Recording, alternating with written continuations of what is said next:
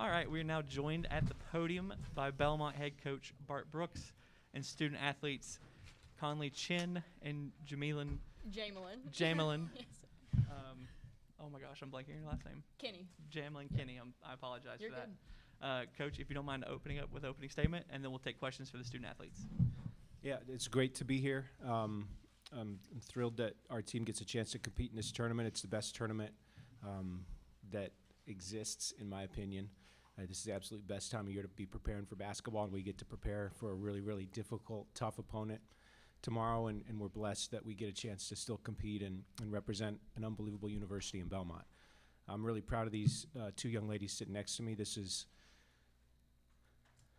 their fourth and third NCAA tournaments, and that's quite an accomplishment to be able to compete in that many in a career. So really, really excited to be here. Understand the task in front of us is a large one, but we're ready to compete and represent our program well.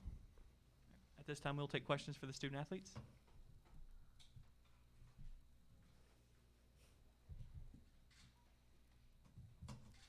Right here, Cora. Cora Hall with the Knoxville News Sentinel. This is for either of you, but last year you guys had a 12-5 upset. How does that kind of help you guys prepare this year, and does it kind of give you that edge that you can play with anybody? Yeah, I definitely think it gives us that edge, and just being able to know that it can be done already gives us so much confidence. And with everybody returning this year, we've been excited to get to this point. This is what we've been working for all season. Coach Bart put in a non-conference schedule that was going to prepare us for days like tomorrow. So we are more than confident, and we're just excited to play together and show the world what Belmont can do. Yeah, kind of going off what Conley said, this experience, we're blessed to be here, ready to compete on this big stage. And, last year has prepared us for that. And I think coming in, we have this energy and edge and focus that we've been talking about all season, and we're just ready to show that on the court.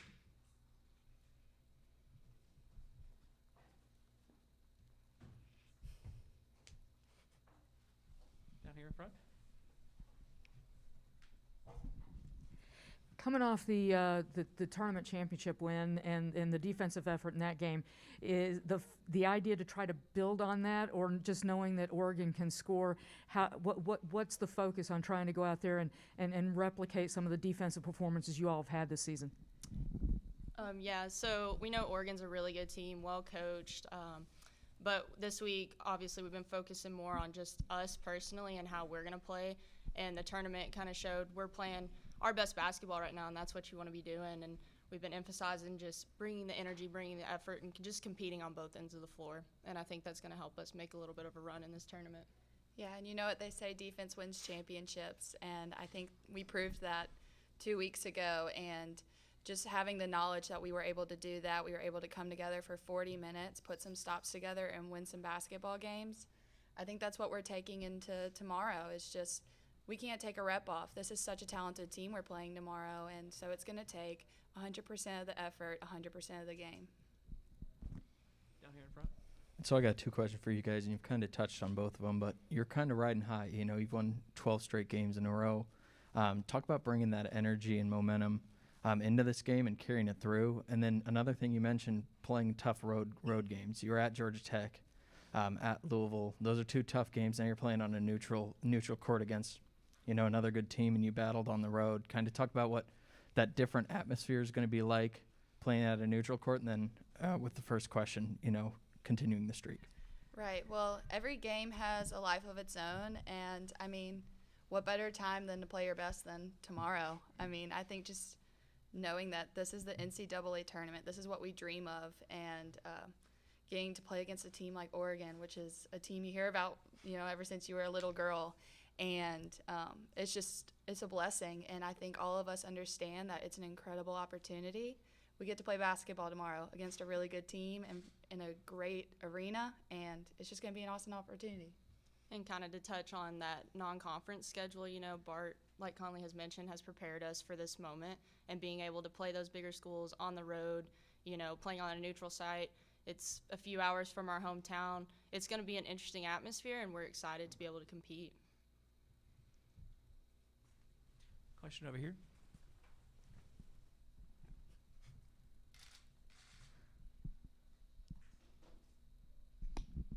For Conley specifically, you've faced obviously some really good competition, but their size is not something you're used to seeing in your league. Is there anybody you would compare Sedona's Prince or Niara Sabali to in terms of stature and size? I realize by way of overall skill set that may not necessarily be a fair comparison, but just to players that you faced this season or throughout your career. Right. I think, at the beginning of the season, we prepared for Shakira Austin, who is one of the best players in the nation. And it's not a one-on-one game against Belmont. We work on being there for your teammate. If they're stuck on the block alone with a 6'8" player, you're going to go and help, or guarding a shooter on the perimeter. So I think Shakira Austin was definitely someone that reminds me of Oregon. And, throughout the year, there's always post players that we have to prepare for, and specifically. And I think we're more than capable of doing it. It's just a matter of not making it a one-on-one game. This is for either of you guys, but earlier Kelly Graves was very complimentary of your team, said he really liked your style and the way you guys played. What does it mean to you to have a coach like that, say that about your program? What do you feel like it says about what you guys have built at Belmont? I think it shows just the hard work and the determination that our team has. It's awesome to hear from a coach like that, someone you've grown up watching, and just a team you've grown up watching. Very, very blessed to hear that.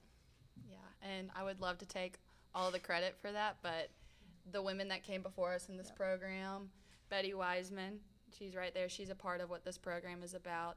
Sally McCabe, Kylie Smith, Darby Maggard, Jenny Roy, Ellie Harmeyer. Those are the women that came before us and made Belmont what it is today and put our name on the map. And we're blessed, and we love being able to say that we can carry on the tradition that they did. And it means a lot for a coach like him to say that about us, because that's what we want to be. We want to be a team people respect and know you're going to get their toughest game.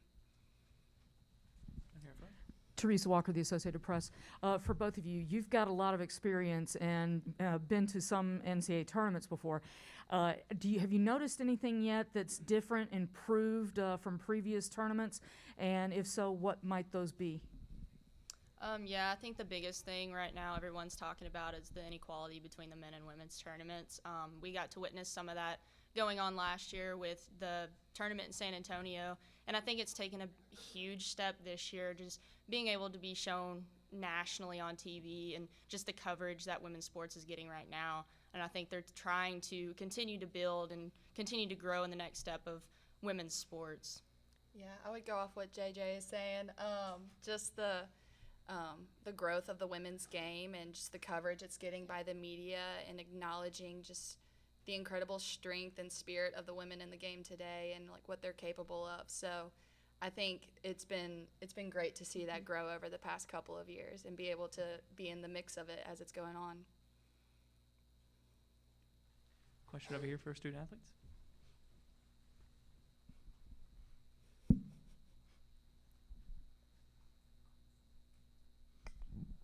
For both of you, what did you learn over the course of this week about Oregon? Because I'm guessing that most of your perception was probably shaped from what they used to be with Sabrina, and she was a larger-than-life personality and player. But this team and this program now is nothing like what they were with her, not just because she was what she was, but stylistically they aren't the same. They don't run the same up-tempo style of offense. They don't even run the pick and roll as much as they did with her and Ruthie. So what have you learned and gleaned in looking at this team that, for those of us who cover them, really has not established an identity all season? So what have you been able to pick up on this week in preparing for them? Honestly, if they're at Oregon, there's a reason they're there. It means every single person on that team is talented, and whether or not there's a lot of media coverage on them, they were talented enough to be able to represent that university. And so I think we just see it as anyone on that floor can score. So it doesn't matter how much they're tweeted about or posted on Instagram, they can still score basketball. So I think we've just kind of taken that approach that it's going to take the ability to stop everyone on the floor.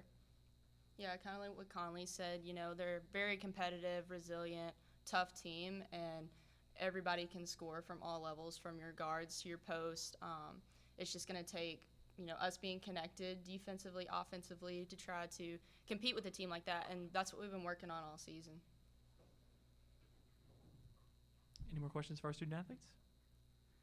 Okay, thank you kindly, Jamelin, for joining us. You all are dismissed to go to practice. Thank you. Good luck. And we'll now open it up for questions from Coach Brooks.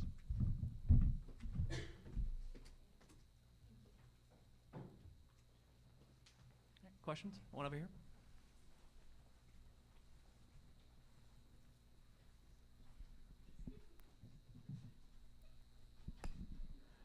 Coach, kind of following with that, is what I was just asking the players of what have you been able to pick up on and watching this Oregon team here this week and preparing for them, where you don't have common opponents, there's just not so what are the games that are most relevant in your scout, and what have you been able to establish by way of what you've been able to pick up on from them?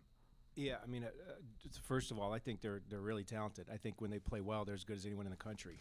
And I think when you look at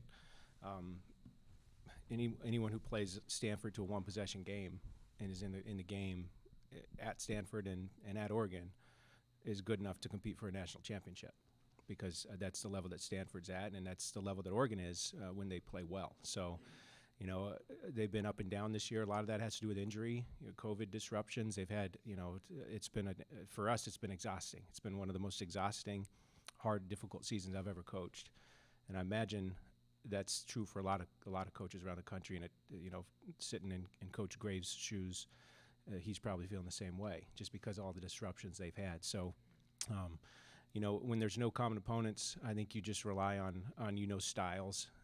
There's certain teams that they play that might play a similar style of offense that we play, and we can understand what they're going to do with spacing and how they're going to guard certain coverages. And something I think that they do really well is they change things a lot. That you're not going to see the same ball screen coverage for 4 quarters. You're not going to see the same looks defensively. They can change their zone looks. They're really versatile defensively, so they're not going to give us consistent looks. So that's something that we got to play through concepts, and it's going to be an adjustment as the game starts. Their quickness, their size, how we match up with that, and we're going to have to adjust and figure out the best way to put our players in position to have success. And I don't have a great answer for you, because I don't know that. I'll find out tomorrow at 5:30.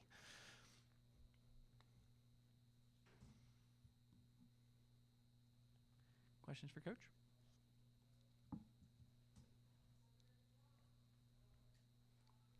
Right here in front. Teresa Walker, Associated Press. Hi, Bart.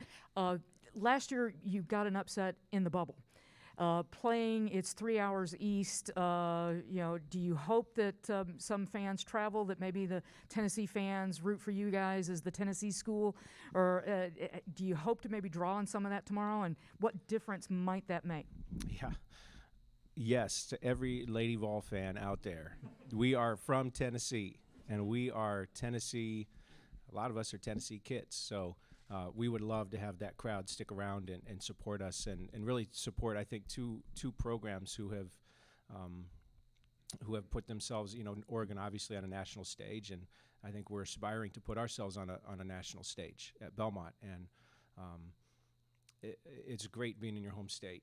And every little girl who grows up watching basketball dreams of playing in this arena. And if you asked all of our players, they probably would have came here if they could have. But the next best thing is you get to come here and play a game. And so this is a really cool, special venue that we get to play in. That's not lost on me. We went to the Women's Basketball Hall of Fame this morning. There's a lot of history in this building. Women's basketball has been a huge part of this city and this state for a really long time.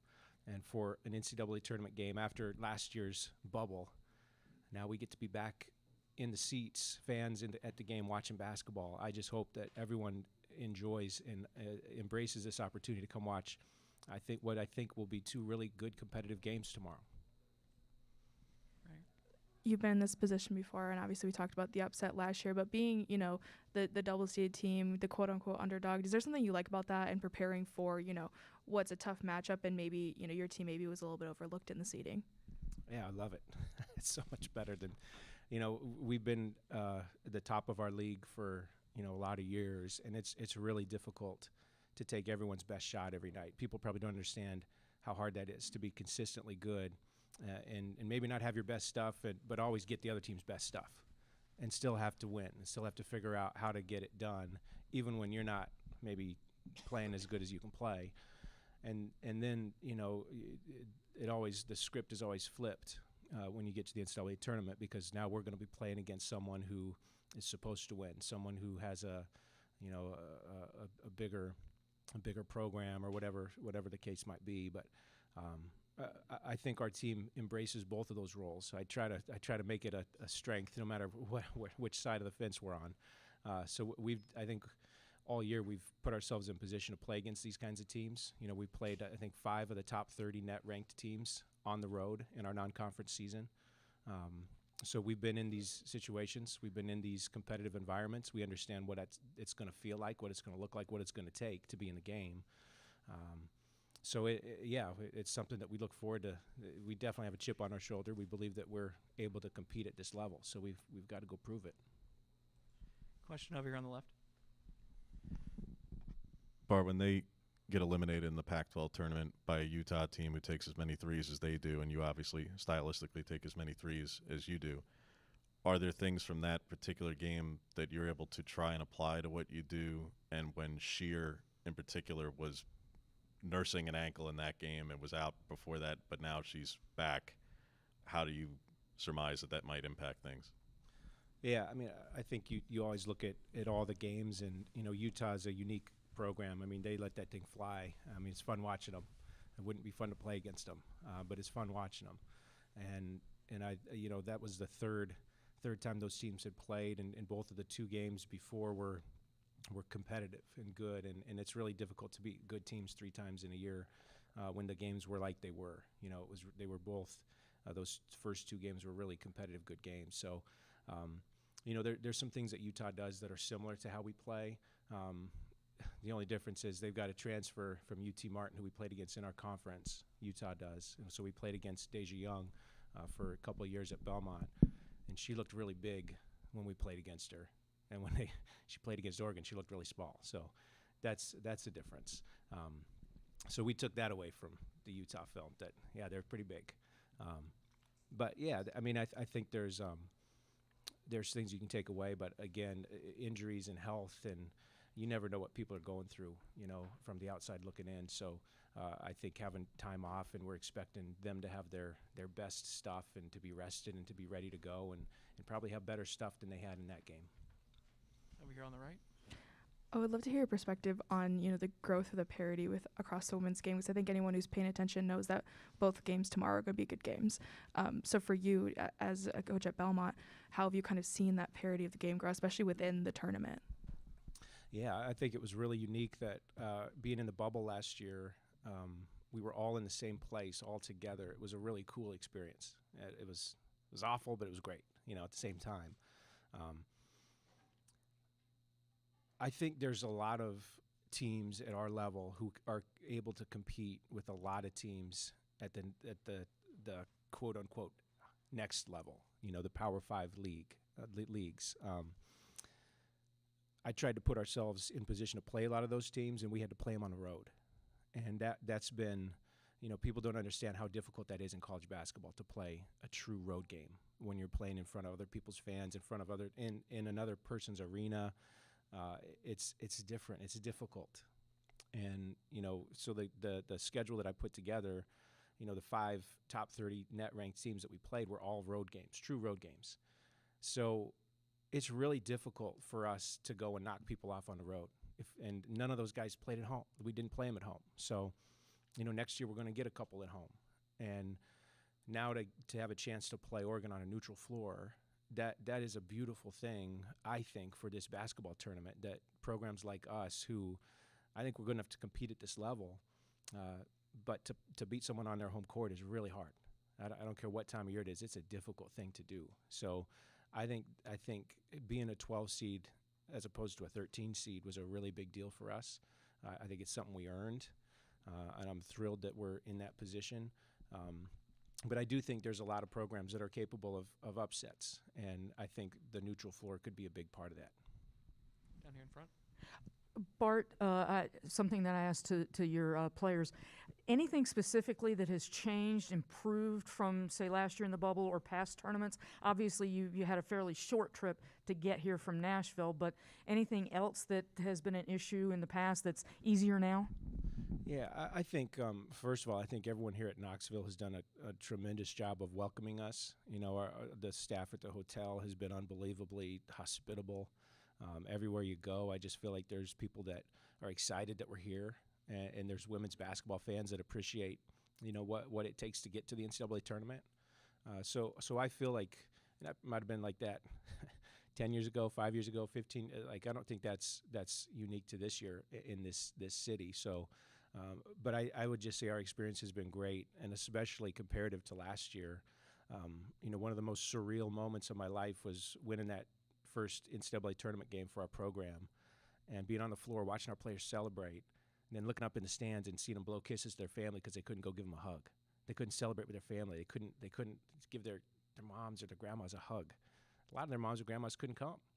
So to be in a more normal environment where we can celebrate and enjoy family, because families are a huge part of this. Every player has a huge army of people who have supported them to this point, and to be able to share this experience with them tomorrow is going to be a huge, huge deal. But I think the NCAA, I think everyone's working really hard to try to make it better, and I do feel like our kids notice it. I notice it. I think there's, you know, I was watching TNT the other day, and they mentioned the women's tournament. That's kind of cool. They talked about, you know, hey, there's March Madness coming on the women's side too, and you know, to hear those guys talk about the women's game, that's a cool thing. When you know you're watching your players who have put in unbelievable work and effort to be here in this moment, to have the recognition of and to see that work is recognized and appreciated. And because it's not like they're working less than the guys are working. I mean, these guys, and they do it the right way, and I'm so proud to coach the young women I get to coach. So I think it's moving in the right direction. I really do. Any more questions for Coach? Okay, thank you, Coach Brooks, for joining us. Thank you, guys. Good luck tomorrow.